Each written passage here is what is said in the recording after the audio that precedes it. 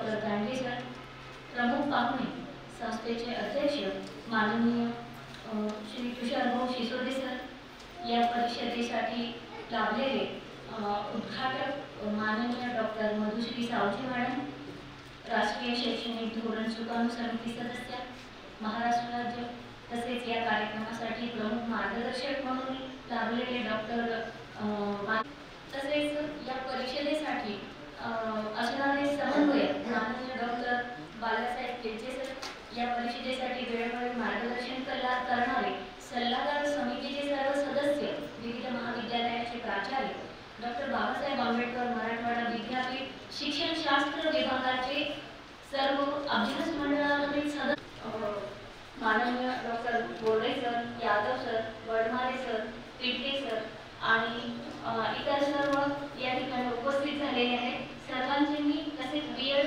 चांगला हेतू चांगल्या कृतीकडे नेतो आणि चांगल्या कृतीमुळे चांगला स्वभाव बनतो. चांगल्या स्वभावामुळे साध्य प्राप्त होतं आणि हे साध्य प्राप्त झाल्यामुळे आनंद मिळतो, सुख मिळतो. म्हणजे चांगला विचार ही यशाची पहिली पायरी आहे, सुखाची पहिली पायरी आहे. अशा चांगल्या विचारांची माणसं जर आपल्या सोबत असली तर आपल्याला नक्कीच यश मिळतं. असे मार्गदर्शक म्हणून लाभणं हे आपले एक भाग्य आहे. आणि आजच्या या कार्यक्रमासाठी प्रमुख मार्गदर्शक म्हणून लाभलेले माननीय डॉक्टर मंदार भानुसे सर यांनी स्थान ग्रहण करावं अशी मी त्यांना विनंती करतो. कार्यक्रमाची सुरुवात या ठिकाणी आपण करणार आहोत. यासाठी मी व्यासपीठावरील मान्यवरांना दीपप्रज्वलन करण्यासाठी सांघिक पद्धती आहे, सगळ्यांनी पाठीमागे आहे. चिरविजयाच्या संकल्पाने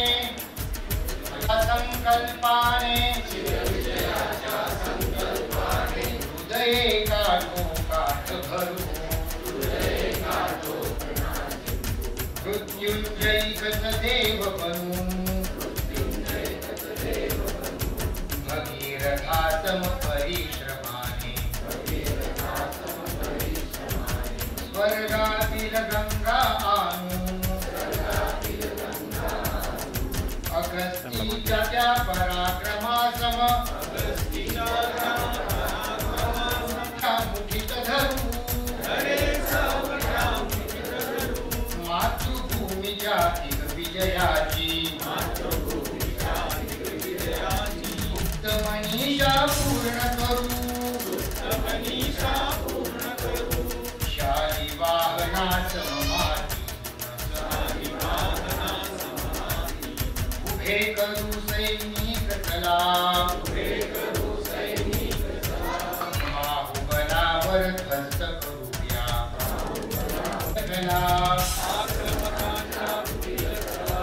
नंद ठेचुनी चाणक्यासम, सिंहासन राष्ट्रात करू, सिंहासन राष्ट्रात करू, मातृभूमीच्या दिग्विजयाची सुप्त मनीषा पूर्ण करू, छत्रपतींच्या क्षात्रशक्तीने मर्दमावळा जागवूया,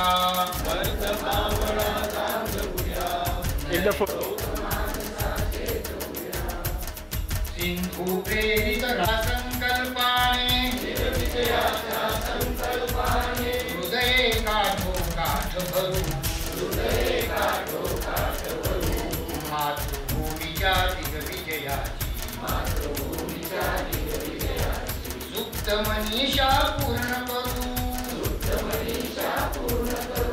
सुप्त मनीषा पूर्ण करू.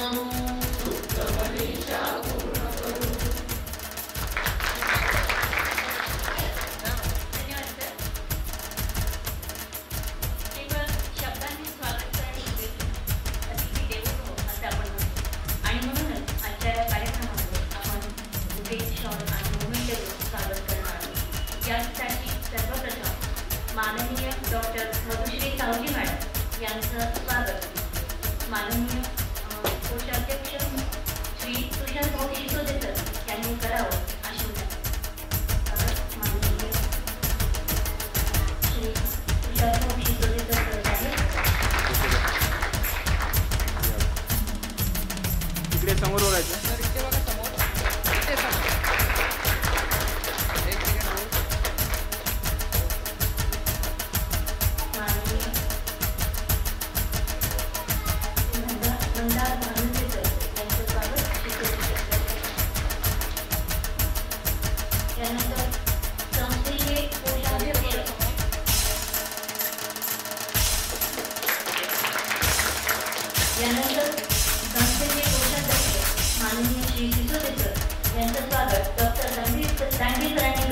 अशी मी त्यांना विनंती करते.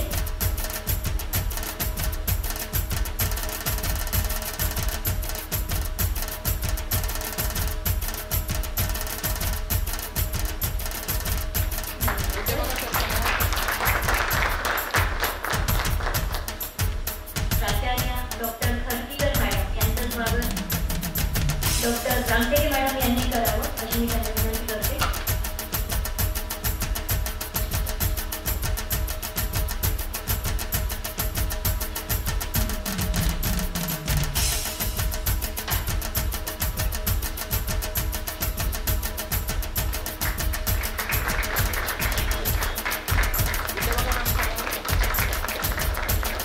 धन्यवाद मॅडम.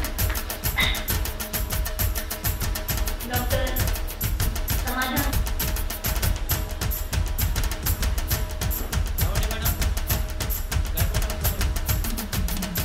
गावंडे मॅडम आणि गायकवाड मॅडम यांनी समोर यायचं आहे.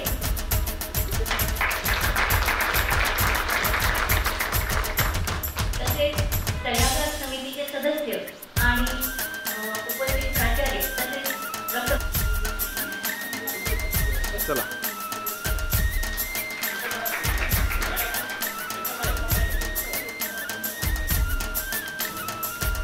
चला समोर.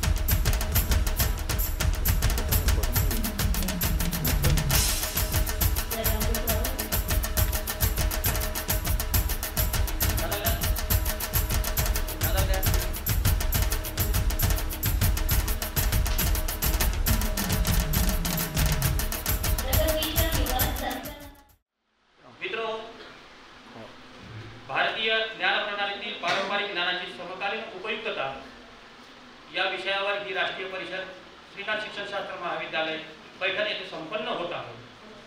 आणि ही राष्ट्रीय परिषद संपन्न होण्यासाठी Indian council of social science research WRC Mumbai यांचा सहयोग लाभलेला आहे. आणि शिक्षणशास्त्र फॅकल्टीतील हे एकमेव महाविद्यालय आहे की या महाविद्यालयाला Indian council of social science रिसर्चची सलग दुसऱ्या वेळेस ही कॉन्फरन्स मिळते. ही या महाविद्यालयासाठी अभिमानाची बाब आहे. आणि याला सहकार्य करणारे आमचे प्राचार्य, संस्थेचे कोषाध्यक्ष आणि संस्थेचे सर्व पदाधिकारी यांच्या सहकार्यामुळे हा कार्यक्रम, ह्या राष्ट्रीय परिषदा आम्ही या महाविद्यालयात यशस्वी आयोजन करत असतो. भारतीय ज्ञान प्रणालीतील पारंपरिक ज्ञानाची समकालीन उपयुक्तता या विषयाच्या अनुषंगाने मानवीय विद्याशाखा, सामाजिक विज्ञान, विज्ञान, तंत्रज्ञान, अभियांत्रिकी, वैद्यकीय, वाणिज्य, व्यवस्थापन आणि आंतरविद्याशाखीय दृष्टिकोन, शिक्षण या सगळ्या ज्या काही ज्ञानशाखा आहेत, डिसिप्लिन आहेत वेगवेगळ्या, या वेगवेगळ्या डिसिप्लिन मधलं जे काही पारंपरिक ज्ञान आहे त्या पारंपरिक ज्ञानाची समकालीन उपयुक्तता पडताळली जावी आणि त्या पारंपरिक ज्ञानाचा समकालामध्ये काही आपल्याला उपयोग करता येईल का या अनुषंगाने या राष्ट्रीय परिषदेमध्ये या ठिकाणी विचारमंथन होणार आहे. आणि या विषयाच्या अनुषंगाने आम्ही वेगवेगळ्या थीम या ठिकाणी नियोजित केल्या होत्या. त्यामध्ये वसुदेव कुटुंबकम असेल, भारतीय ज्ञान प्रणालीमधलं गणित, धातुशास्त्र, खगोल, भौतिक विज्ञान, आरोग्य, मानसशास्त्राचा भारतीय दृष्टिकोन, इंजिनिअरिंग, डिझाईन, नियोजनाच्या भारतीय परंपरा, अर्थशास्त्र, व्यवस्थापन, भारतीय भाषाशास्त्र, शाश्वत शेती, अन्न संरक्षण, भारतीय ज्ञान प्रणालीच्या प्रचारामध्ये भारतीय भाषांची काय भूमिका आहे, त्यानंतर भारतीय दृष्टिकोन, त्यानंतर भारतीय कला, संगीत, नृत्य परंपरा, भारतीय तत्वज्ञान प्रणाली, भारतीय शिक्षण प्रणाली, जल आणि पर्यावरण संवर्धनाच्या पारंपरिक भारतीय पद्धती आणि दैनंदिन जीवनात भारतीय ज्ञान परंपरांचा वापर या अनुषंगाने या ठिकाणी या वेगवेगळ्या विषयावर आम्ही संशोधनात्मक लेख मांडले होते. आणि या परिषदेसाठी संशोधकांनी उत्स्फूर्त असा प्रतिसाद देऊन या ठिकाणी जवळपास 80 संशोधनात्मक लेख या ठिकाणी आपण रिसर्च जर्नलमध्ये पब्लिश केलेले आहेत. त्याचे 2 इश्यू निघलेले आहेत, मराठी आणि इंग्लिशचे. आणि या अनुषंगाने पार्श्वभूमीच्या संदर्भात बोलताना ऐतिहासिकदृष्ट्या जर आपण भारताकडे पाहिलं तर भारत ऐतिहासिकदृष्ट्या सामाजिक, आर्थिक, सांस्कृतिक आणि वैज्ञानिक क्षेत्रामध्ये भारताचं मानवी जीवनातलं जे काही स्थान आहे ते एक विचाराचं नायक म्हणून या देशाचं स्थान राहिलेलं आहे. राजकीय, सामाजिक, आर्थिक आणि सांस्कृतिक आणि वैज्ञानिक क्षेत्रातील जे काही शतकानुशतके जे काही या ठिकाणी जे काही शोध लागलेले आहेत, ज्या काही नवकल्पना आहेत, त्या नवकल्पनांची जी काही यादी आहे ती खूप मोठी आहे आणि त्या दृष्टिकोनातून भारताच्या वैज्ञानिक चौकशीचा समृद्ध वारसा या ठिकाणी दाखवण्यासाठी भारतीय ज्ञान प्रणालीची ही समकालीन उपयुक्तता आपल्याला तपासणं गरजेचं आहे. आणि मग त्या अनुषंगानं या भारताच्या समकालीन प्रगतीचा जर आपण प्रवाह पाहिला तर यामध्ये बौद्धिक वारसा आणि विविध ज्या काही ज्ञान प्रणाल्या आहेत त्या ज्ञान प्रणालीमधील वर्तमान पराक्रम, शाश्वतेचे जे काही नवीन काही उपक्रम असतील त्या या सगळ्या क्षेत्रामध्ये भारताला आता विविध क्षेत्रात अग्रेसर बनण्याची एक संधी उपलब्ध या ठिकाणी झालेली आहे. आणि मग त्या अनुषंगानं गेल्या दशकात भारतीय विचार, भारतीय तत्वज्ञान आणि भारतीय माणसाकडे आलेलं शहाणपण आणि या सगळ्याच्या मधून निर्माण झालेली त्याची वाढती आवड पाहता सध्याच्या वैयक्तिक आणि सामाजिक विकासाच्या मॉडेलमधल्या ज्या काही त्रुटी आहेत त्या त्रुटीच्या ज्या काही मर्यादा आहेत त्या मर्यादा या ठिकाणी काही स्पष्ट होतात आणि त्या अनुषंगानं शाश्वतता, सर्वसमावेशकता आणि मूल्य यासारख्या संकल्पनांना महत्त्व प्राप्त होतं. आणि या तत्वांमुळे या तत्वावर आधारित प्राचीन भारतीय ज्ञान परंपरेचं अन्वेषण आणि आकलन करणं या ठिकाणी गरजेचं आहे. आणि त्या दृष्टिकोनातून जे काही नवीन शैक्षणिक धोरण आलं, राष्ट्रीय शैक्षणिक धोरणामध्ये इंडियन नॉलेज सिस्टमला अत्यंत महत्त्वाचं स्थान देण्यात आलेलं आहे.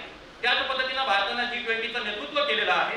आणि या सगळ्या G20चं नेतृत्व करत असताना या ठिकाणचं जे काही भारतामधले जे काही तरुण वर्ग आहे, सगळ्यात तरुण देश म्हणून भारताकडे पाहिला जातो, तरुणांचा देश म्हणून. आणि या तरुणांना, विद्वान व संशोधकांना जे काही संशोधनामध्ये परिवर्तन असतील किंवा जे काही बदल असतील, ज्या काही नवकल्पना असतील, या प्रवासामध्ये सक्रियपणे सहभाग करण्यासाठी ही परिषद या ठिकाणी आयोजित करण्यात आलेली आहे.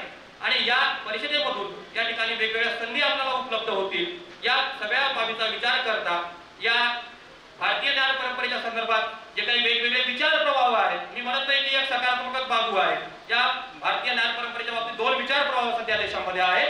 आणि त्या अनुषंगानं या ठिकाणी या भारतीय ज्ञान परंपरेच्या संदर्भात या क्षेत्रातील वास्तविकता काय आहे आणि संशोधनाच्या कोणत्या संधी आहेत याचा या विचार करण्याच्या दृष्टिकोनातून या विषयावर ही राष्ट्रीय परिषद आपण आयोजित केलेली आहे. या परिषदेसाठी मित्रहो, उद्घाटक म्हणून आपण मंजुश्री सावची मॅडम, ज्या की महाराष्ट्र शासनाच्या नवीन शैक्षणिक धोरणाच्या राबवण्याच्या सुकाणू समितीच्या सदस्य आहेत. त्याच्यानंतर आमच्या संस्थेचे कोषाध्यक्ष तुषार भाऊ आहेत. या कार्यक्रमाचे जे काही बीज भाषक आहेत की डॉक्टर मंदार भानुशे सर, हेड आहेत ते फॅकल्टी ऑफ सायन्स आणि technology, centre for distance and online education, university of Mumbai. Sir कसे उपलब्ध झाले हे मला माहिती आहे. सरांना उपलब्ध करण्यासाठी सरांचं नागपूर ते मुंबई विमान तिकीट रद्द केलं आणि सरांना नागपूरहून रात्री स्लीपर कोचने इथं आणलं. म्हणजे खूप. आणि जे काही वक्ते आपण निवडले भाऊ, ते वक्ते निवडण्यासाठी आपली जी काही सल्लागार समिती होती, खडकीकर सर असतील, त्यांनी या ठिकाणी अत्यंत आपल्याला असे चांगले नावं दिले. आणि चांगले नावं देत असताना त्यांनी आपल्याला संस्कृत विद्यापीठातले जे काही प्राध्यापक आहेत किंवा चांगल्या नामांकित इन्स्टिट्यूट मधले जे काही प्राध्यापक आहेत ते आपल्याला या ठिकाणी रिसोर्स पर्सन म्हणून आपल्याला उपलब्ध झालेले आहेत. यामध्ये टेक्निकल सेशनसाठी नलिनी तोंडेकर मॅडम आहेत. त्यानंतर Indian knowledge system with traditional knowledge in science and technology and engineering या सत्रासाठी रिसोर्स पर्सन म्हणून आहेत doctor Sunil Kamdev, SB Jain institute technology management and research Nagpur. आणि या सत्राचे चेअरपर्सन आहेत डॉक्टर अनंत चौधरी, प्राचार्य वसंतराव नाईक महाविद्यालय जालना. त्यानंतर Indian knowledge system with traditional knowledge in humanities and social sciences या सत्रासाठी आपण आमंत्रित केले रिसोर्स पर्सन म्हणून डॉक्टर पराग जोशी. हे प्रोफेसर आहेत, OSD आहेत आणि VC चे सल्लागार आहेत, डीन आहेत. कवी कुलगुरू संस्कृत विद्यापीठ रामटेक या ठिकाणाहून ते आता आपल्यात सामील होतील थोड्या वेळातच. त्या सत्राचे चेअरपर्सन आहेत डॉक्टर राजेश यादव, प्राचार्य Dnyanjyoti college of education Soygaon. त्यानंतर Indian knowledge system with traditional knowledge in education discipline या सत्रासाठी आपण आमंत्रित केले अविनाश भंडारकर, हे जे की अहिल्यानगर येथून येत आहेत. या सत्रासाठी चेअरपर्सन म्हणून आहेत डॉक्टर GM गायकवाड, शासकीय अध्यापक महाविद्यालय औरंगाबाद. त्याच्यानंतर समारोपाच्या सत्रासाठी आपण आमंत्रित केले प्रमुख पाहुणे म्हणून डॉक्टर प्रसाद गोखले, हे सुद्धा कवी कुलगुरू संस्कृत विद्यापीठातून येत आहेत. ते आपल्या थोड्या वेळात आपल्यात सामील होतील. आणि या कार्यक्रमाचे अध्यक्ष आहेत डॉक्टर BP सुभेदार मॅडम, ज्या की शासकीय अध्यापक महाविद्यालयामध्ये प्रोफेसर आहेत, या सगळ्यांचं या ठिकाणी आपण स्वागत करूया आणि या परिषदेची सर्व धुरा सूत्रसंचालकाकडे सोपवतोय. माझं लांबलेलं प्रास्ताविक मी पाठीमागे घेतो. धन्यवाद. चूक भूल माफ घेणे देणे. तरी त्यांची संपूर्ण ओळख ही वाणी, विचार आणि कर्मांनी होत असते आणि म्हणूनच आपल्या पाहुण्यांचा परिचय करून घेण्यासाठी मी प्रथमतः माननीय डॉक्टर मधुश्री सावजी मॅडम यांचा परिचय करून देण्यासाठी डॉक्टर कल्पना गायकवाड मॅडम यांना विनंती करते की त्यांनी मॅडमचा परिचय करून घ्यावा.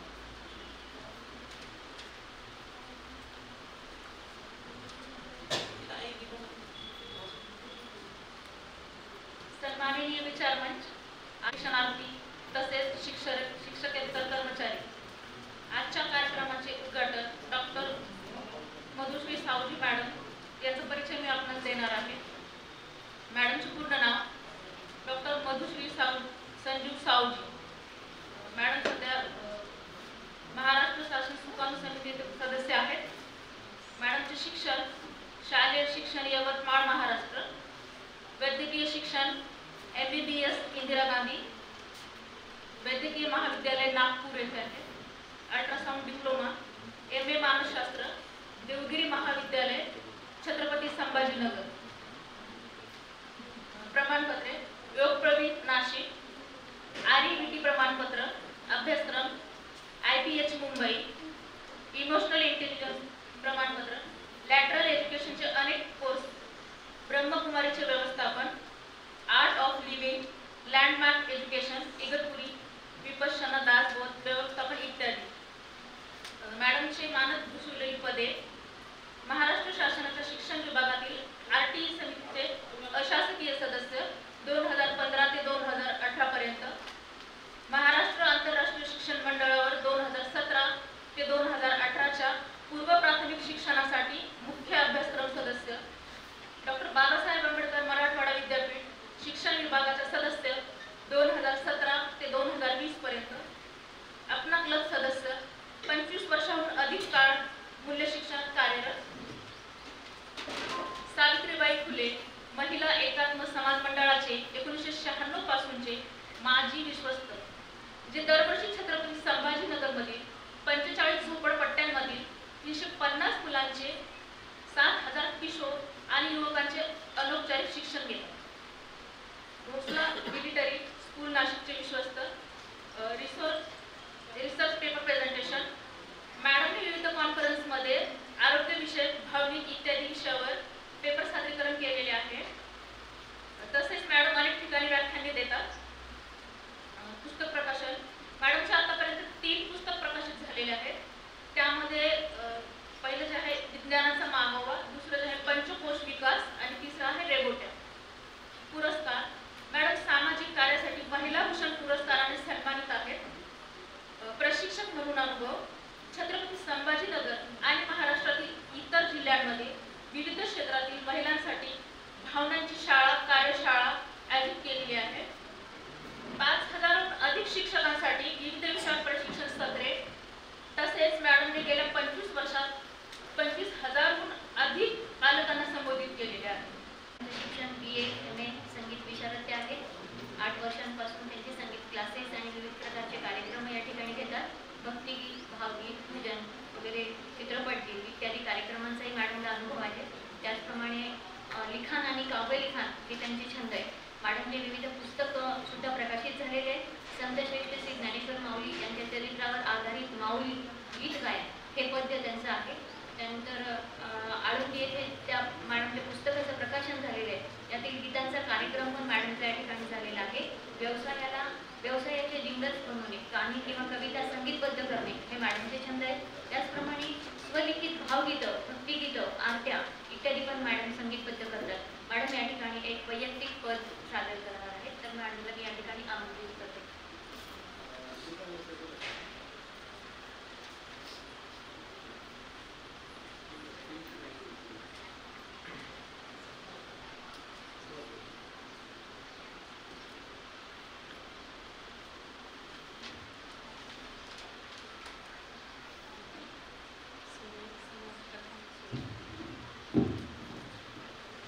सर्वप्रथम इथे जमलेले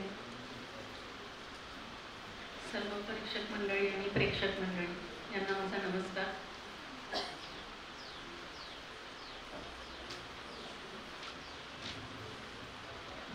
गीत सादर करतो.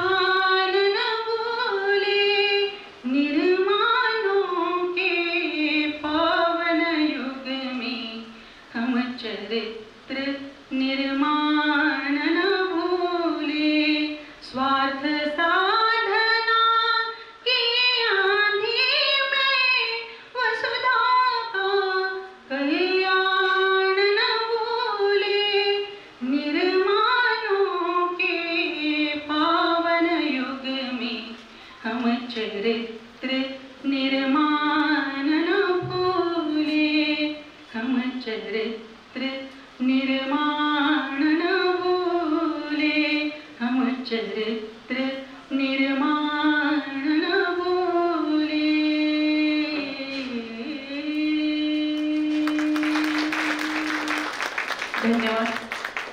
मला इथे ही संधी उपलब्ध करून दिल्याबद्दल आणि या सेवेची संधी दिल्याबद्दल ती प्रेम खर्डीकर असते खूप खूप धन्यवाद आणि या संस्थेचे पण खूप खूप मनपूर्वक धन्यवाद. धन्यवाद मॅडम. अतिशय सुरेख असं गीत या ठिकाणी मॅडमनी आपल्याकडे सादर केले. संशोधन पेपर ज्यामध्ये सादर केलेले आहेत अशा संशोधन पेपर असलेल्या जर्नल्स या ठिकाणी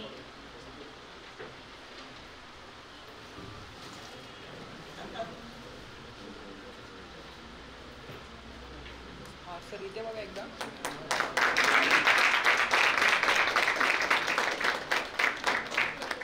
विमोचन या ठिकाणी मान्यवर करत आहेत. बी आधार यामध्ये इंग्रजीचे आणि मराठीचे असे 80 संशोधन पेपर जवळपास प्रकाशित झालेले आहेत.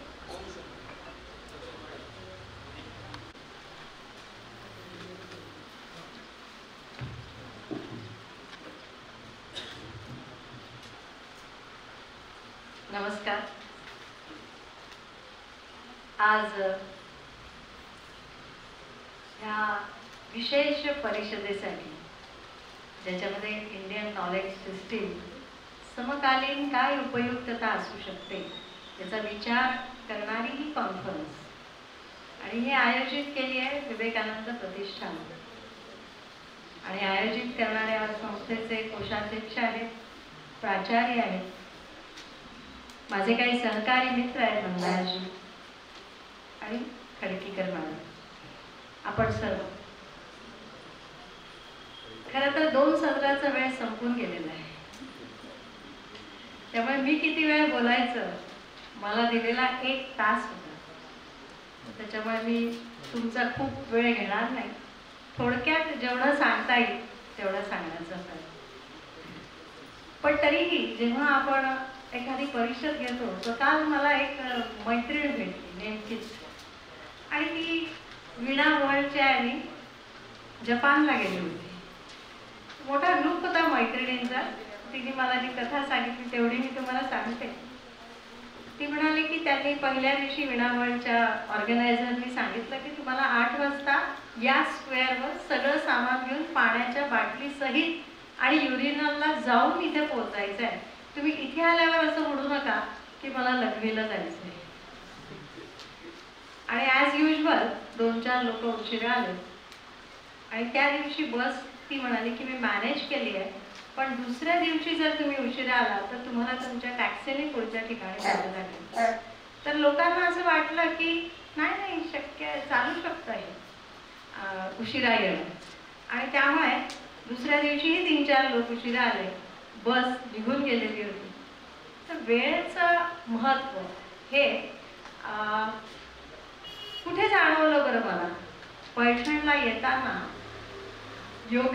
अनुशासन असा शब्द आहे योगामध्ये.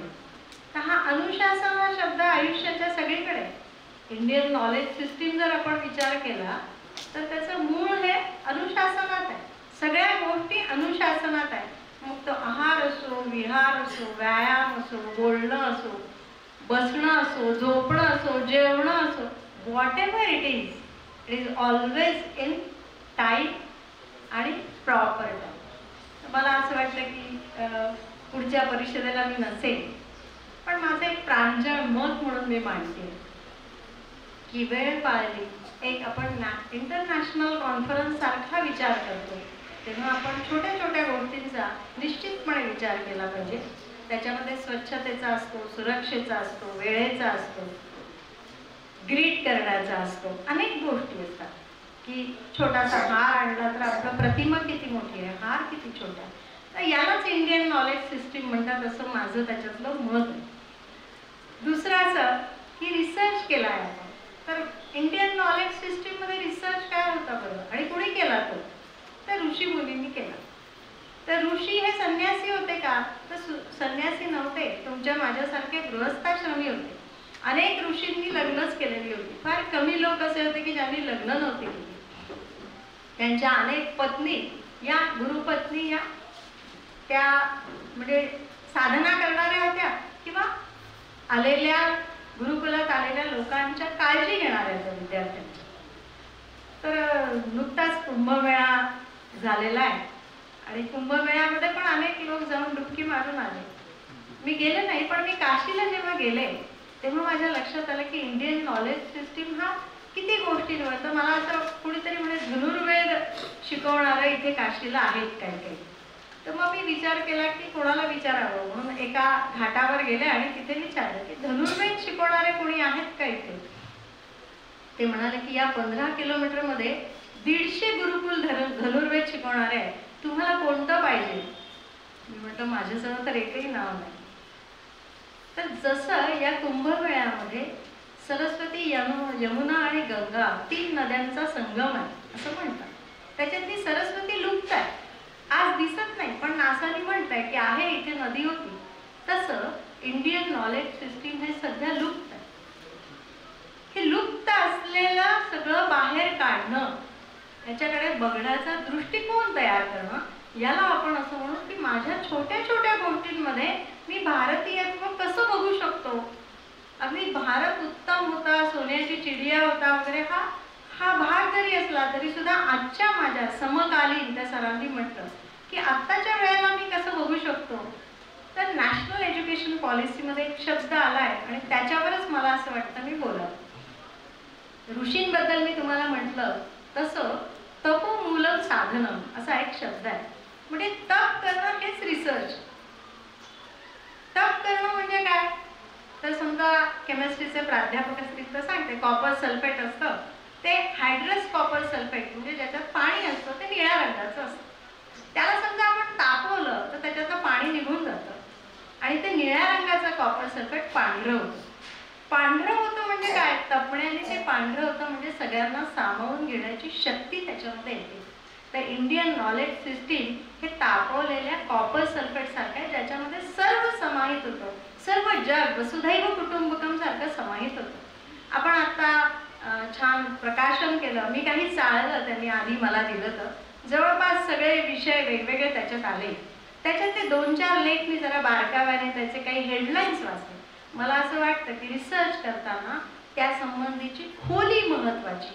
आपण कुठून तरी काहीतरी गोळा करतो आणि रिसर्च पेपर पब्लिश झालाय, पण जर एखाद्या चांगल्या माणसाला आपण हा रिसर्च पेपर पब्लिकेशन दिलं तर त्याच्या आयुष्यात बदल झाला पाहिजे असं आपण लिखाण आपल्या मनाने त्याच्यावर चिंतन करून व्यवस्थित दिलं तर अधिक चांगलं होईल. ही गोष्ट चांगली आहे की आज आपण इंडियन नॉलेज सिस्टीमवर रिसर्च पेपर आणि मोठ्या प्रमाणामध्ये लिहिलं, म्हणजे एक बेस लाईन आपण क्रॉस केली आहे असं मी म्हणेन. आता 75% पलीकडे जायला खूप कष्ट करावे लागतात. म्हणजे जर हुशार विद्यार्थी व्हायचा असेल तर कठीण काम करावं लागतं. म्हणजे मी असं म्हणते की वर्गातला हुशार विद्यार्थी कोण असतो, तर हुशार विद्यार्थी जो असतो, सगळे म्हणतात नाही जो अभ्यास करतो तो, म्हटलं सगळेच अभ्यास करतात. नाही म्हणे जो पेपरमध्ये लिहितो तो, म्हटलं पेपरमध्ये म्हणजे काय, सोपे प्रश्न तर सगळेच लिहितात, कठीण प्रश्न जो लिहितो तो विद्यार्थी हुशार होतो आणि मग त्याचा पहिला नंबर येतो. तर आपल्याला जर हुशार विद्यार्थी किंवा हुशार भारतीय निर्माण करायचे असेल, जगद्गुरू भारत निर्माण करायचं असेल, ज्याला IQ सिस्टीम आपण म्हणतो, तर आपल्याला कष्ट करण्याची गरज आहे. कठीण प्रश्न, कष्ट नाही, मी कष्टही म्हणणार नाही, मी असं म्हणेन की कठीण प्रश्न म्हणजे छोट्या छोट्या गोष्टींमधलंच काठिण्य सामावून घेण्याची किंवा काठिण्याला पार करण्याची आपल्याला गरज आहे. आता मी माझ्या विषयाकडे ते 15-20 मिनिटं बोलते आणि इंडियन नॉलेज सिस्टीममध्ये आज मला असं वाटलं की इथे महिला खूप असतील, पण त्या मानाने महिला प्राचार्य कमी आहे. मी एखाद्या शाळेच्या कार्यक्रमाला भारतभर मी 33,000 शाळांमधनं फिरते. विद्याभारती नावाच्या संघटनेची मी राष्ट्रीय मंत्री आहे, सेक्रेटरी आहे. त्यामुळे माझा शाळा पूर्व पश्चिम उत्तर दक्षिण असा 12-13 दिवस प्रवास असतो. तिथे मला महिलाच अधिक भेटतात, पुरुष कमी भेटतात. पण आज पुरुष मंडळी अधिक आहे. याचा अर्थ असा मी म्हणेन की याज्ञवल्क्य ऋषी मैत्री आणि लोपामुद्रा या त्याच्या पत्नी होत्या. आणि जेव्हा ते म्हणाले की मला आता संन्यास घ्यायचा आहे, आणि त्यांच्याकडे संन्यास घ्यायच्या वेळेस काही ते फकीर झाले नव्हते, त्यांच्याकडे 40,000 गायी होत्या आणि कितीतरी एकर जमीन होती, आणि ती एकर जमीन जहागिरी होती. 1000 गावांची काहीतरी जहागिरी होती. ती जहागिरी त्या 2 पत्नींना ते म्हणे तुम्ही ही जहागिरी घ्या, त्याच्यावर तुमचं गुजराण होईल आणि ह्या गायी घ्या, सुवर्ण रेखांकित गायी आहेत, ह्या गायी तुमचं आयुष्य नीट जाईल आणि मी वनामध्ये जातो. त्यावेळेस लोपामुद्रा असं म्हणाली की नाही मग हे चांगलंच आहे की आपल्याला गायी आणि हे मिळालं तर आपलं आयुष्य समाधानी होईल आणि याला आता संन्यास घ्यायचा आहे तर जाऊ द्यावं. पुरुषाला संन्यास घ्यायचा असतो तेव्हा पत्नीला विचारावं लागतं. भारतीय IKS सिस्टीममध्ये पत्नीला जर संन्यास घ्यायचा असेल तर पुरुषाला विचारण्याची गरज नाही. आपलं शास्त्र सांगतं की पत्नीला विचारण्याची गरज नाही पण पुरुषाला विचारण्याची गरज नाही. पण मैत्री मात्र असं म्हणते की जे तुम्ही आम्हाला देऊन चालले आहे आणि तुम्ही मिळवायला चालले आहे ते कैक पटीने चांगलं असलं पाहिजे. हे कैक पटीने चांगलं काय आहे हे बघण्यासाठी मी तुमच्या बरोबर वनात येणार आहे. मला ही जहागिरी नको, मला हे गायी नको. आणि ती मग मोठी मैत्री, एक मोठी विदुषी झाली जिने अनेक लिखाण केलं, रुचा दिल्या. असं तर असा नॅशनल एज्युकेशन पॉलिसीमध्ये उच्च शिक्षणासाठी स्त्रियांना अधिक प्रेरित करण्याची गरज आहे. 2 पैकी 1 पत्नी जर प्रेरित होऊ शकते तर इथे 50% महिला असण्याची गरज आहे. यालाच मी IKS म्हणते.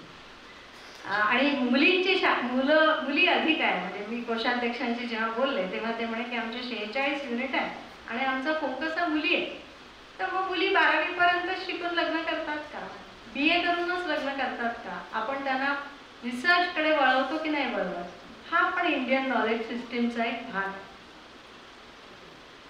आणि नॅशनल एज्युकेशन पॉलिसीत एक शब्द आलाय, तुम्हाला बाकीच्या अनेक गोष्टी अनेक वक्त्यांकडनं कळणार आहे. तो आहे पंचकोश. त्या पंचकोशावर मी 15-20 मिनिटं बोलून थांबणार आहे. कारण हा प्रश्न, हा शब्द पंचकोश, हा शब्द बऱ्याच जणांना काय आणलाय, नॅशनल एज्युकेशन पंचकोश कशाला पाहिजे. आता पंचकोश हा किती गरजेचा आहे. ॲज अ डॉक्टर म्हणून पण मी तुम्हाला सांगतो. पहिला कोश आहे अन्नमय कोश. जो कोश कशापासून बनलाय तर या पंचमहाभूतांपासून बनलेला आहे. जेवढं 70% पाणी बाहेर आहे तर 70% पाणी शरीरात पण आहे.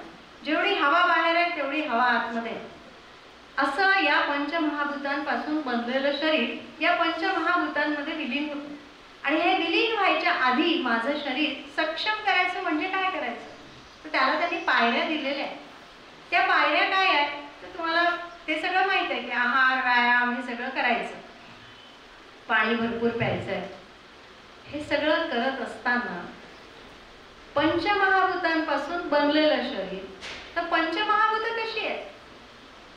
तुम्हाला आकाश पाणी द्यायला पैसे मागत नाही, धरती उभं राहायला पैसे मागत नाही, वारा तुम्हाला सहज मिळतो, सूर्य प्रकाश द्यायला पैसे देत नाही, तुम्ही इलेक्ट्रिसिटीचं बिल भरता, सूर्याचं बिल नाही भरत. हे असं पंचमहाभूत आकाश तुम्हाला देतं. अशी ही जी पंचमहाभूत आहे याची पूर्णपणे निस्वार्थ आहे. माझं शरीर असं पूर्णपणे निस्वार्थ कामासाठी करणं हे नॅशनल एज्युकेशन पॉलिसीचं ध्येय आहे. म्हणजे सर्वांगीण आणि समग्र विकास, व्यक्तीचा सर्वांगीण विकास म्हणजे सर्व अंगांचा विकास आणि समग्र विकास म्हणजे माझ्या व्यष्टीपासून तर सृष्टी, समष्टी आणि परमेष्टीपर्यंतचा विकास. म्हणजे माझ्या अवतीभोवती असलेल्या माणसांचा विकास, माझ्या भोवती असलेल्या सृष्टीचा विकास आणि शेवटी मी विलीन होणार आहे त्या परमेष्टीपर्यंत माझा प्रवास. हा करायचा असेल तर अन्नमय कोश विकसित करण्याची गरज आहे. त्यापेक्षा सूक्ष्म हा प्राणमय कोश आहे. तुम्ही मला बघताय की मी मेलेली नाही आणि मीही तुम्हाला बघताय की तुमच्यापैकी कोणी निष्प्राण नाही. पण हा प्राण कसा असला पाहिजे. हा प्राण बलवान, सशक्त आणि एकाग्र करण्याची गरज आहे. विवेकानंदांनी एवढंच सांगितलं. विवेकानंदांच्या नावाने ही संस्था चालते. विवेकानंदांनी सांगितलं की प्राण हा बलवान, सशक्त आणि एकाग्र असला पाहिजे. हा कसा होणार शालेय जीवनामध्ये. हा का होणार. प्राणवायू तर मेल्यावरही बाहेर असतो. त्या प्राणवायूचा या शरीराला उपयोग होत नाही. आज इथे बसून तुम्ही माझं भाषण ऐकताना 12 वाजता भूक लागली असताना जर जांभया येत असतील तर असं समजा की आपला प्राणमय कोश ठीक नाहीये. प्राणमय कोश ठीक असणं म्हणजे मला सगळ्या गोष्टींमध्ये उत्साह वाटणं की माझी कॉन्फरन्स आहे, माझी सतरंजी नीट असली पाहिजे, माझी चादर नीट असली पाहिजे, माझा हार नीट असला पाहिजे, माझं ग्रीटिंग नीट. हा जो उत्साह पदोपदी क्षणोक्षणी, हा उत्साह एखाद्या अध्यक्षाला खुश करण्यासाठी नसावा. हा उत्साह याच्याकरता बाळगायचा असतो की आपल्या उत्साह कोणाचा चांगला असतो, कोणाला उत्साह वाटतो. शेजारचा आळशी माणूस बघूनही जो व्यक्ती उत्साही राहतो त्याचं आयुष्य 100 वर्ष असतं. का? अगदी सोपं सायंटिफिक रिझन आहे की प्राणवायू हा उत्साही माणसांचा पेशीपर्यंत जातो. तुम्हाला आळस आल्याबरोबर जांभई देता तुम्ही, म्हणजे काय? आतमधलं उत्सर्जन बाहेर काढता. तुमच्या पेशीपर्यंत, शेवटच्या पेशीपर्यंत ऑक्सिजन जात नाही आणि पेरिफेरल ज्या पेशी असतात, पेरिफेरल ज्या सेल्स असतात, शेवटच्या नख, पाय, डोक्याचं शेवटचं पाठ, या सगळ्या पेशींना प्राणवायू कमी मिळतो. म्हणजेच काय? एनर्जी कमी मिळतो. आणि एनर्जी जेव्हा कमी मिळते तेव्हा ती पेशी मृत व्हायला लागते. एखादा पू होतो म्हणजे काय? तर पेशी मृत होतात, तिथे ऑक्सिजन पोहोचू शकत नाही आणि मग डॉक्टर कट करतात, काढून घेतात आणि शरीर परत रिजनरेट करत असेल आणि ती पेशी नीट होते. पण आपल्याला उत्साही का राहायचं? तर माझं आयुष्य चांगलं होण्यासाठी. पण आपण तसंही म्हणत नाही. आपण म्हणतात ना अन्नमय कोश, अरे कशाला जगायचं, कशाला 60व्या वर्षी मेलं तरी चालतं. जर असं म्हणून आपण आपलं आयुष्य छोटं करणार असेल, आपण आपल्या आयुष्याच्या कार्यामध्ये उत्साही असणार नसू, तर मला असं वाटतं की आजच आपण मृत पेशींना आमंत्रण करतो. त्यामुळे प्राणमय कोश हा अन्नमय कोशापेक्षा सूक्ष्म आहे पण अधिक व्यापक आहे. हा जर करायचा असेल तर आपल्या मुलांना काय करण्याची गरज आहे? छान झोप घेण्याची गरज आहे. टीव्ही न पाहता झोपण्याची गरज आहे. तर मुलांचं पाहणं, NEP काय सांगते की मुलांना चांगलं करा, चरित्र निर्माण करायचं असेल तर काय पाहून झोपलं तर ब्रेन काम करतं, कसं काम करतं? 80% ऑक्सिजन आपलं ब्रेन घेतं, कारण आपण हालचाल करत नाही झोपेमध्ये. 80% जेव्हा प्राणवायू ब्रेन घेतो, म्हणून आपल्याला दुसऱ्या दिवशी झोप झाल्यावर ताजंतवानं वाटतं. ज्या दिवशी आपल्याला झोपच लागत नाही त्या दिवशी तो प्राणमय कोश ठीक नसतो. आणि प्राणमय कोश ठीक नसलेला विद्यार्थी शाळेत येतो किंवा कॉलेजला येतो किंवा प्राध्यापक कॉलेजला येतो, तेव्हा तो अनुत्साही असतो. सोपा तो निरुत्साही असतो. आणि निरुत्साही माणूस घेणारा किंवा देणारा जेव्हा असतो तेव्हा पुढे वहन होण्याची शक्यताच कमी असते. त्याच्या पुढचा कोश आहे मनोमय कोश, म्हणजे मन. प्राण तर मला दिसतोय की तुमच्या शरीरात प्राण आहे, पण तुमचं मन जागेवर आहे की नाही मी समजू शकत नाही. आणि तुम्हालाही माहित नाही माझं मन कुठे आहे. मनाला शरीराची गरज नाही, प्राणाला शरीराची गरज आहे. मन हे शरीराशिवाय पळू शकतं. या मनाला, या द्वंद्वयुक्त मनाला, या चंचल मनाला, या वेगवान मनाला काबूत आणणं हे NEPचं ध्येय आहे. पंचकोश उगाच नाही आला. आज जे काय प्रश्न आपल्याला दिसतात आहे, व्यसनाधीनता असेल किंवा सायन्सचा उपयोग करण्याची दुष्ट बुद्धी असेल, बुद्धी तर खूप आहे पण दुष्ट बुद्धी आहे, अशी दुष्ट किंवा विपरीत बुद्धी ज्याला म्हणतात, हे न करण्यासाठी मन तयार करण्याची गरज आहे. आणि मन तयार करायचं असेल तर चांगल्या सत्संगतीची गरज आहे.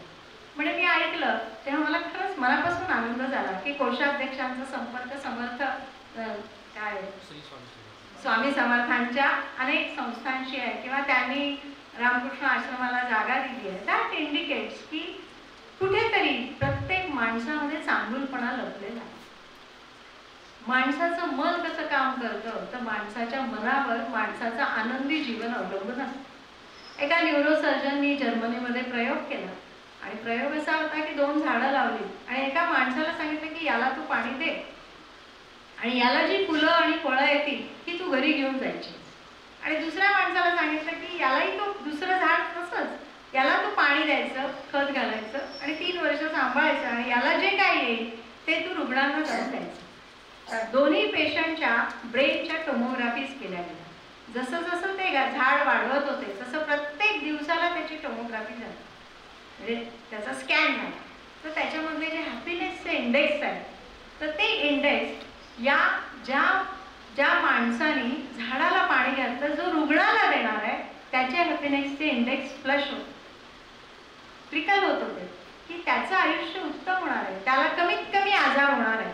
आपल्याला जर 40शीतच आजार होणार असेल तर 40शीतच डायबिटीस आणि ब्लड प्रेशर घेऊन आपण जगणार असू तर ह्या सगळ्या गोष्टी मनाशी निगडीत आहेत. हे मन तयार करण्यासाठी तुम्ही सत्संगीत ऐकलंय, सहवास, तुम्ही सगळे चांगले आहात म्हणून इथे जमलेले आहात की चांगलं काहीतरी ऐकू. कुणी उठून गेलं नाहीये माझं भाषण सुरू असताना. तर असं गृहीत धरते मी की एकमेकांचा सहवास हा सत्सहवास आहे. सत्संगीत, सत्वाचन, सत्सहवास, सत्संग, सत्सेवा यांनीच मन तयार होतं. त्यालाच आपल्या भाषेत असं म्हटलं आहे, आयकेएस सिस्टीम तक्तेन विंजिता. म्हणजे जे काय आहे ते मला त्यागच करायचं आहे. त्यागावरच भारतीय आयकेएस सिस्टीम आहे. मीच का करू यापेक्षा मी हे करणार आहे या भूमिकेत जे राहतात त्यांचं आयुष्य आनंदी आणि समाधानी होतं. पैशाच्या दृष्टीने अयशस्वी असलं तरी सुद्धा, म्हणजे पैशाच्या दृष्टीने कदाचित कार नसेल एखाद्याकडे, पण आनंदी आणि समाधानी नक्की असते. त्याही पेक्षा सूक्ष्म आहे ती बुद्धी. आणि बुद्धी माणसाला संकल्प करायला लागतो. आज मी संकल्प केला की आज मला या कॉन्फरन्सला यायचं आणि मला 8:30ला घ्यायला येणार. तेव्हा मी त्याला अहो जरा अवघडच वाटतंय मला, मी आज नाही येऊ शकत. मग आदल्या दिवशी का नाही फोन केला? नाही मी आज येऊ शकत नाही सर, म्हणजे डोकं दुखत आहे, खूप उलट्या झाल्या मला. सांग ठीक आहे, झाल्या असतील उलट्या, पण आज मी इथे येईन, हजारी करेन, सरांना सांगेल की मला खरंच बरं वाटत नाही, मी जरा डॉक्टरकडे जाऊन येतो. That's okay. छोटे छोटे संकल्प माणसाची बुद्धी प्रगल्भ करतात. विवेकानंद असं म्हणतात की मी जे माझ्या मनाला कबूल केलंय आणि माझ्या बुद्धीने स्वीकारलंय ते मी आयुष्यभर करतो, तर तो विज्ञानमय कोश आहे. तो निर्णय विज्ञानमय कोशातला आहे. मी सोनोग्राफीची प्रॅक्टिस 35 वर्ष केली. आपल्या मुलांना काय शिकवायचं, चरित्र निर्माण करायचं असेल तर मन तयार झालंय, पण मन तयार झालंय नुसते मनाने होत नाही, बुद्धीने संकल्प करावा लागतो, विवेकी संकल्प करावा लागतो, चांगलं वाईट बघून संकल्प करावा लागतो. मी जेव्हा प्रॅक्टिस बंद केली तर 2-4 दिवस, 2-4 महिने रोज येणारी कॅश हातात येत नव्हती. चुटपुट वाटलं, थोडंसं दुःख व्हायला लागलं. आणि मग हा पंचकोश परत वाचला मी पतंजली योग सूत्रातला, की का आपल्याला असं होतंय. आपलं मन स्थिर नाही, आपलं मन अजून द्वंद्वयुक्त आहे, वेगवान आहे, चंचल आहे. त्याला बांधा. मग त्याला बांधण्यासाठी काय केलं पाहिजे, तर मला अधिक निस्वार्थ काम केलं पाहिजे. म्हणजे मग माझं मन बांधलं गेलं, मग बुद्धी स्थिर झाली आणि आज मला कुठल्याही प्रकारचं दुःख होत नाही की मी पैसे कमवत नाही, मी देश विदेश बघणार नाही, हे माझ्यासाठी क्लिअर आहे. माझ्या कितीही मैत्रिणींनी पाहिला, याला मी माझं उदाहरण याच्याकरता देते की सोपं समजायला सोपं जाईल. संकल्प म्हणजे काय, तर संकल्प हा असतो जो माणसाला दुःख देत नाही. मी मातृभाषेत शिकवू का इंग्रजी भाषेत शिकवू, मी माझ्या मुलांना इथे शिकवू का ऑनलाईन शिकवू, छोटे छोटे जे संकल्प असतात. माझ्या मुलाचं प्रत्येक जणाचं नाव मला माहीत पाहिजे. नैनितालला एक 800 मुलांची शाळा होती विद्याभारतीची. त्या 800 मुलांचं नाव त्या किशनवीर सिंग नावाच्या मुख्याध्यापकाला पूर्ण नाव माहीत, एकही नाव असं नव्हतं की त्याला माहीत नव्हतं. आणि नंतर तो UPSCच्या सेलवर गेला, UPSCचे इंटरव्ह्यू घ्यायला. असं उगाच नाही जात, संकल्पाने जो जातो त्याचं नाव. माणूस पदावर नसला तरी लोक घेतात, पदावर असलेल्या माणसाचं नाव घेऊ शकतात. मी असं म्हणत नाही, आजच्या काळामध्ये असं होणार नाही, पण आपण मुलांना तयार करणं, आपलं स्वतःची बुद्धी, आपल्या आयुष्यात जे काय ठरवायचं आहे ते करायचं असेल, बुद्धी तासून घ्यायची असेल तर आपलं आयकेएस सिस्टीम इतकं जगात काहीच नाही आहे. षट दर्शन आहे आपल्याकडे. त्या षट दर्शनात त्यांनी म्हटलं तुम्ही विचार करा काय आहे, योग्य आहे अयोग्य आहे. तुम्ही त्याला प्रश्न विचारा, किती प्रकारचे प्रश्न विचार. देव आहे की नाही, सगुण आहे, निर्गुण आहे, मानसिक आहे, सर्व प्रकारचं दर्शन आपल्याकडे आहे. सगळ्याला मान्यता आहे. का आहे, कारण आपला विज्ञानमय कोश विकसित होता ऋषींचा. विज्ञानमय कोश विकसित असणं म्हणजे बुद्धीला प्रश्न विचारण्याची, ऑब्झर्वेशन ज्याला म्हणतात, निरीक्षण, संश्लेषण, परीक्षण, एकत्रित करणं, तर्क, अनुमान, निष्कर्ष आणि निर्णय, ह्या बुद्धीच्या पायऱ्या आहेत. त्याला कॉग्निटिव्ह डेव्हलपमेंट म्हणतात. ही बुद्धीची पायरी जेव्हा पक्की होते तेव्हा मनुष्य ज्या ठिकाणी कार्य करेल त्या ठिकाणी उत्तम कार्य करतो. त्याला ध्यासच लागतो की मी जे काय करेल ते उत्तम करेल.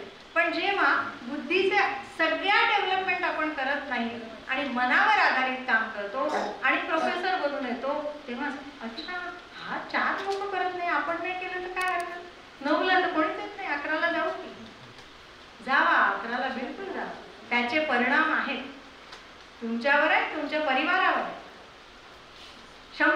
बेसिक आहे, याच्यात आपला सिद्धांतच सांगतात की त्याचे परिणाम इथेच बघून जायचे. त्यामुळे निर्णय हा तुमचा, चॉईस इज युअर्स आणि consequence also comes with choice. जो चॉईस कराल त्याच्याबरोबर परिणाम पण येतात, ते घ्यावे लागतात. त्यामुळे बुद्धीचा जेव्हा विवेकी निर्णय घेऊ त्याला IKS सिस्टीम म्हणतात. आणि त्यानंतरचा जो शेवटचा कोश आहे, आणि मी थांबतो, शेवटचा जो कोश आहे तो आनंदमय कोश आहे. त्या आनंदमय कोशामध्ये केवळ आनंद आहे, निस्वार्थ आहे, निस्वार्थ सेवा आहे. तिथे काय आहे? सहजता, स्वतंत्रता. मी आज पद म्हणून इथे आलो, पण मी उद्या अशीच आले तरी सुद्धा मी सहजपणे तुमच्यामध्ये मिसळले. जेवताना मी जेवणार नाही, पण समजा मिसळले तर ती सहजता हा आनंदमय कोशाचा भाग आहे.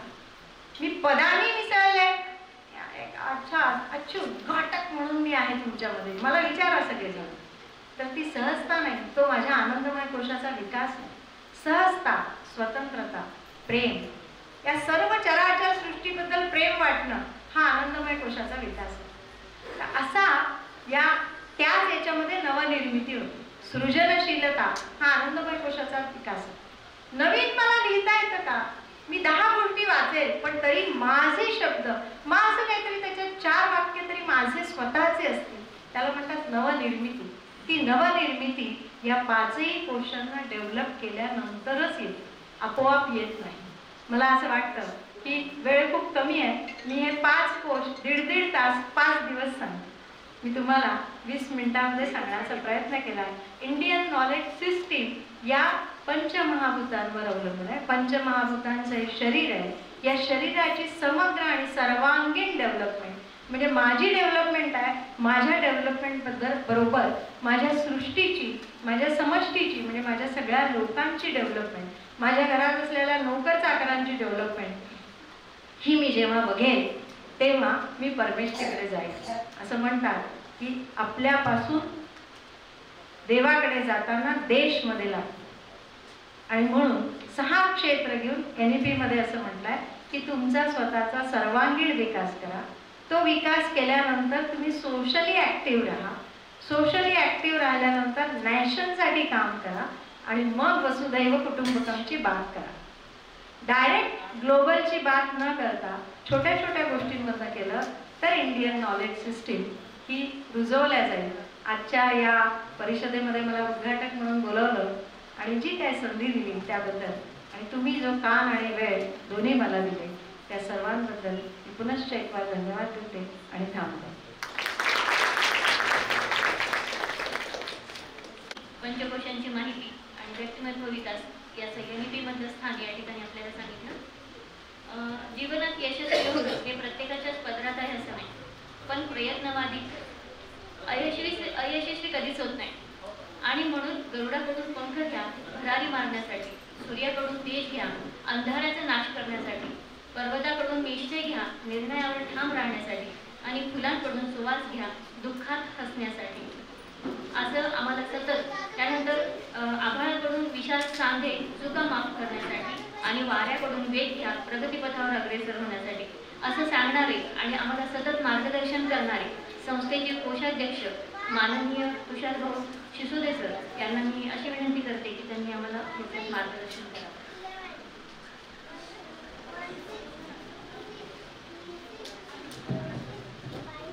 विद्याची कार्यदेवता माता सरस्वती, युगपुरुष स्वामी विवेकानंद, आमच्या संस्थेचे अध्यक्ष संस्थापक कैलासवासी पटनाथ पाटील भाऊ,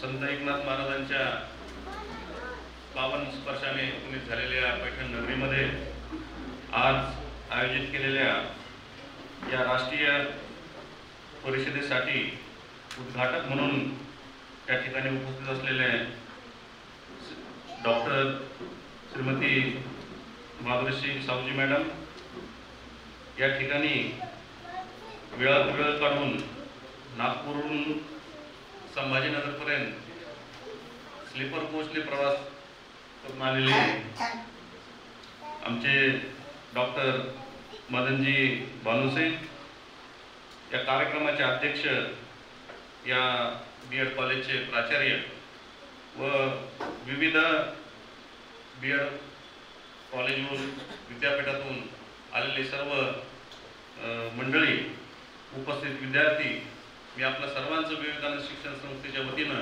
या ठिकाणी मनापासून स्वागत करतो. या ठिकाणी ही दुसरी नॅशनल कॉन्फरन्स या आपल्या संस्थेत आणि या कॉलेजमध्ये होते, त्याचा मला मनापासून आनंद आहे.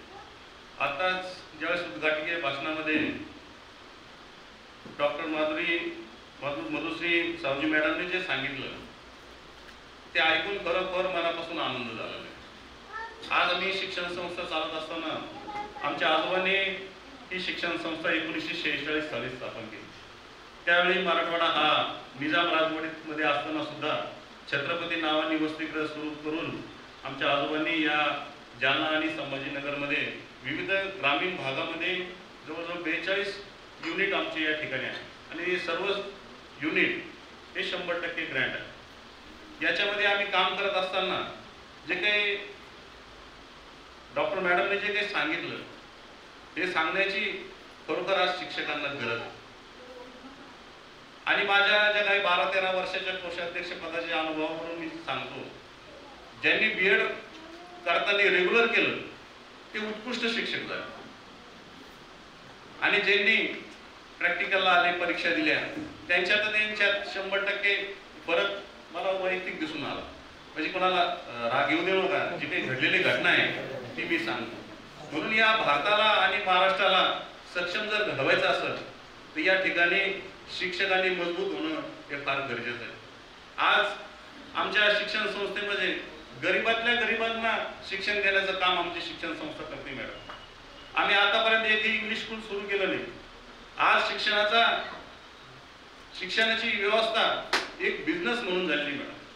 जशी कंपनीमध्ये आपण गुंतवणूक करतो आणि त्याच्यातून जे उत्पादन निघतं त्या उत्पादनामधून जो काही नफा मिळतो त्याच्यावर हे आपण बाकीच्या गोष्टी आज उद्योजक असू द्या त्या पद्धतीने आज म्हणजे शिक्षणाकडे बघण्याचा दृष्टिकोन झालेला आहे. आज आपण या पैठण शहरात जरी फिरून बघितलं तर गल्लोगल्ली इंग्लिश स्कूल. सोपी गोष्ट आहे आणि सोपं बिझनेसचं उदाहरण आहे. 5,000 रुपयाला रूम मिळते, शिकवायला 5,000 रुपयाला BEd झालेला शिक्षक मिळतो आणि त्याच्यातून जी काही फीज मिळते, तुमचे 10 विद्यार्थी आले तर 1,000 रुपये फीज तर कोणी देतो. आज गरीबातल्या गरीब माणसाला वाटतं का माझा मुलगा इंग्लिश स्कूलमध्ये शिकला पाहिजे आणि ह्या पद्धती जर चालू राहिल्या तर या शिक्षण क्षेत्राचं भविष्यात काय होईल हा सुद्धा एक गंभीर प्रश्न माझ्यासारख्या एक कोषाध्यक्ष म्हणून शिक्षण संस्थेत काम करतोय मी, त्या ठिकाणी मला हे पडलेलं आहे. याच्यामध्ये फक्त जे काही विद्यार्थी आहेत BEd हे जर प्रामाणिकपणे आणि व्यवस्थित शिक्षण जर घेतलं तर नक्कीच या महाराष्ट्राचा कायापालट झाल्याशिवाय राहणार नाही असं माझं वैयक्तिक मत आहे. मी काही माझं जास्त भाषण लांबवणार नाही. आपण सर्व या ठिकाणी आलात त्याबद्दल मी पुन्हा एकदा आपले मनापासून स्वागत करतो व मला बोलण्याची प्राचार्यांनी संधी दिली त्याबद्दल सुद्धा त्यांचं मनापासून स्वागत करतो. अशा चांगल्या पद्धतीने कॉन्फरन्स या ठिकाणी घडवत जा. संस्थेचा मी कोषाध्यक्ष असल्यामुळे तुम्हाला माहिती आहे काय लागतं कार्यक्रम घ्यायला, तर त्याची कमी पडू देणार नाही एवढीच ग्वाही या ठिकाणी देतो. आणि उद्घाटक मॅडमला मी विनंती कराल तर आम्ही या ठिकाणी आमच्या जवळजवळ मॅडम 1000 ते 1200 स्टाफ असतो. या ठिकाणी आम्ही नक्कीच प्रशिक्षण आयोजित करू. तर आपल्याला विनंती आहे तर आपण त्या कार्यक्रमाला यावं ही विनंती करतो आणि दोन शब्द